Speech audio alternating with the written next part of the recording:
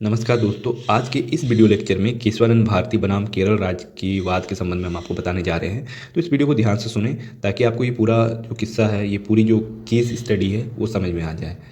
तो ये case study को हम बताने से पहले आपको कुछ पीछे ले चलते हैं 1951 के दौर में, जब शंकरी प्रसाद मामले में पहली संविधान संशोधन अधिनियम 1951 की संवैधानिक वैधता को चुनौती दी गई, जिसमें संपत्ति के अधिकार में कटौती की गई। सुप्रीम कोर्ट ने इस मामले में कहा कि अनुच्छेद 368 के तहत सांसद मूल अधिकारों में संशोधन कर सकती है। अब होता क्या है 1951 में, क्योंकि उस समय के दौर में पंडित जवाहरलाल नेहरू को काफ़ी लोकप्रियता प्राप्त थी और उनके नेतृत्व को काफ़ी सराहा भी जाता था। भारत में ही नहीं, पूरे विश्व में उनका काफ़ी ज़्यादा मान सम्मान था और उनके खिलाफ कोई भी सुप्रीम कोर्ट का जज या कोई भी ऐसा व्यक्ति उनके निर्णय के विरुद्ध नहीं जा सकता था।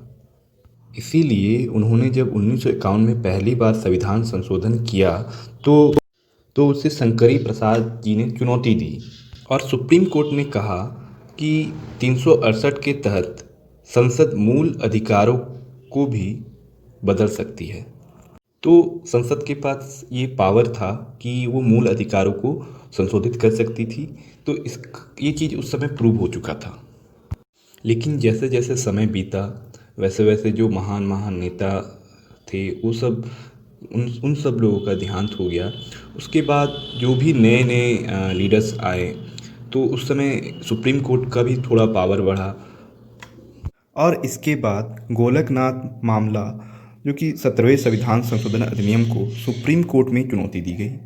यह मामला भूमि सुधारों से ही जुड़ा हुआ था। सर्वोच्च न्यायालय ने कहा कि अनुच्छेद 368 के तहत संसद को मूल अधिकारों में संशोधन करने की शक्ति नहीं है।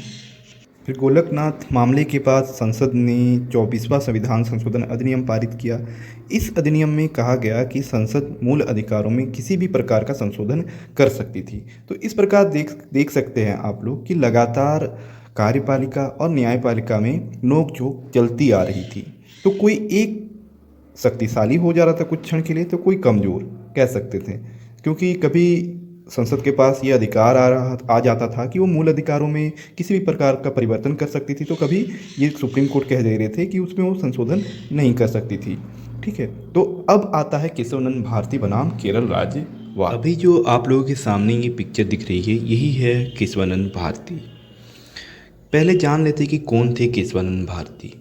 केशवानंद केरल के एडनीर में स्थित सेवा मठ के मठाधीश थे।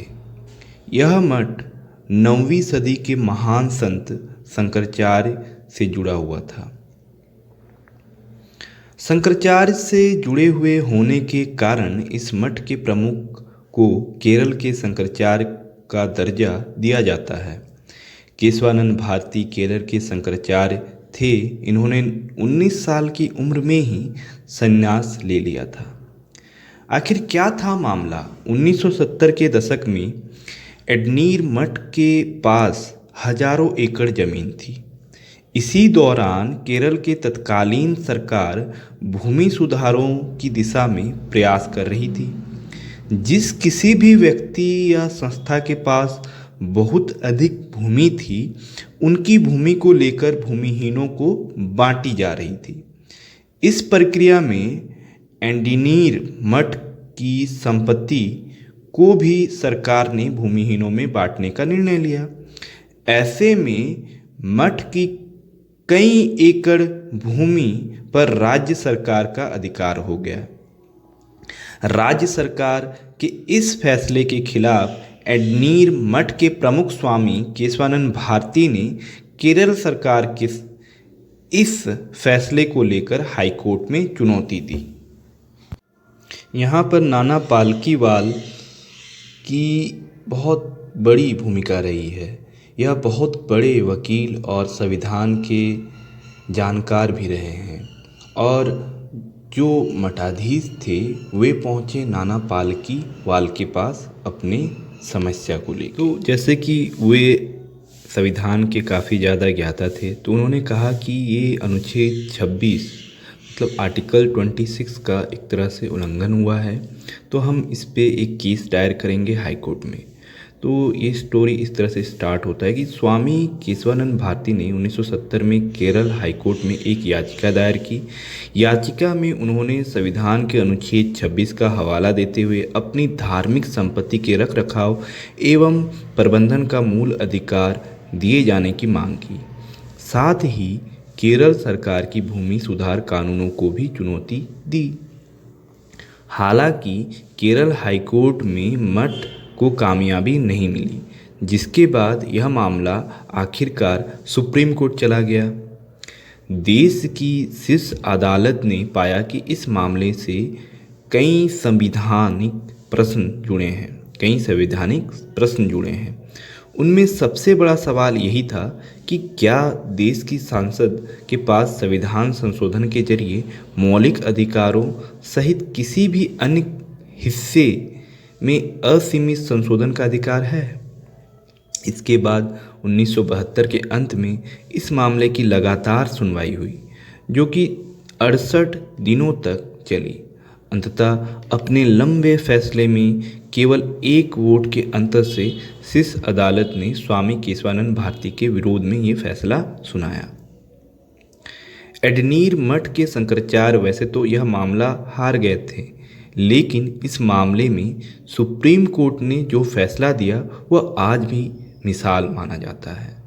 इस फैसले में सुप्रीम कोर्ट ने संविधान के मूल ढांचे की अवधारणा का प्रतिपादन किया। सुप्रीम कोर्ट ने कहा कि संसद संविधान के किसी भी भाग में संशोधन कर सकती है, किंतु इस प्रकार के संशोधन से संविधान की मूल भावना नष्ट नहीं होनी चाहिए।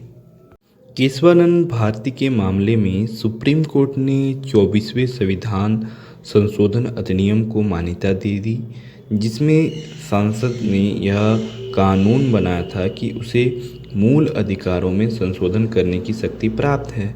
यदि संसद इस प्रकार का संशोधन करती है जिससे संविधान की मूल भावना नष्ट होती है, तो इस प्रकार का संशोधन अवैध होगा और न्यायालय को उसे निरस्त करने का अधिकार है। अब हम कुछ इसके फैक्ट के बारे में जान लेते हैं कि ये जो निर्णय दिया गया था केशवानंद भारती का, इसमें 13 जजों की बेंच थी, जिसमें 6 पक्ष में और 7 विपक्ष में थे। इस पर वे 1 के अंतर से यह केस हार गए थे। Basic structure of the constitution जो है वो क्या क्या है आप इस लिस्ट में देख सकते हैं। और ऐसे तो पूरा एक तरह से सभी चीज़ बेसिक स्ट्रक्चर में आ जाता है अगर देखा जाए तो, क्योंकि एक अगर आप हाउस को ले एक एग्जांपल, तो हाउस की अगर आप बोलोगे कि बेसिक स्ट्रक्चर को मत तोड़ो और पूरे घर को तोड़ दो, तो ये एक अलग बात हो जाएगी। बेसिक स्ट्रक्चर को अगर आप तोड़ दो तो ऑटोमेटिकली घर भी टूट जाएगा। तो इसलिए इसको एक तरह से मतलब दिमागी गेम खेला गया सुप्रीम कोर्ट के जजों के द्वारा और इस तरह का निर्णय दिया गया, जिसमें बोला गया कि बेसिक स्ट्रक्चर को आप किसी भी तरह से हार्म नहीं कर सकते हैं। तो बेसिक स्ट्रक्चर में अगर देखें तो इसमें आता है कि पहला आ जाता है supremacy of the constitution, rule of law, the principle of separation of powers. Second, the objectives specified in the preamble to the Constitution's judicial review. Articles 32 and 226, federalisms including financial liability of states under Article 282 and 293.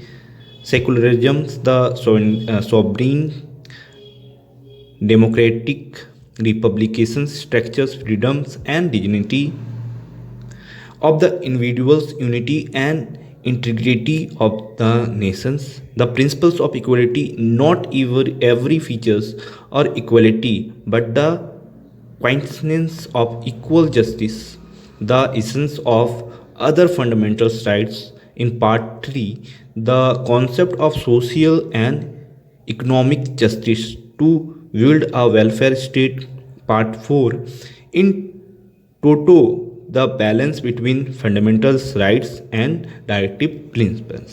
और भी बहुत कुछ आता है जो आप देख सकते हैं बेसिक स्ट्रक्चर्स में। तो आज का ये वीडियो लेक्चर यहीं समाप्त होता है। अगर आपको ये हमारा वीडियो अगर अच्छा लगा है तो आप इस वीडियो को शेयर करें ज़्यादा से ज़्यादा और वीडियो पे लाइक करना ना भूलें और हमारे इस चैनल को सब्सक्राइब कर लीजिए। धन्यवाद दोस्तों।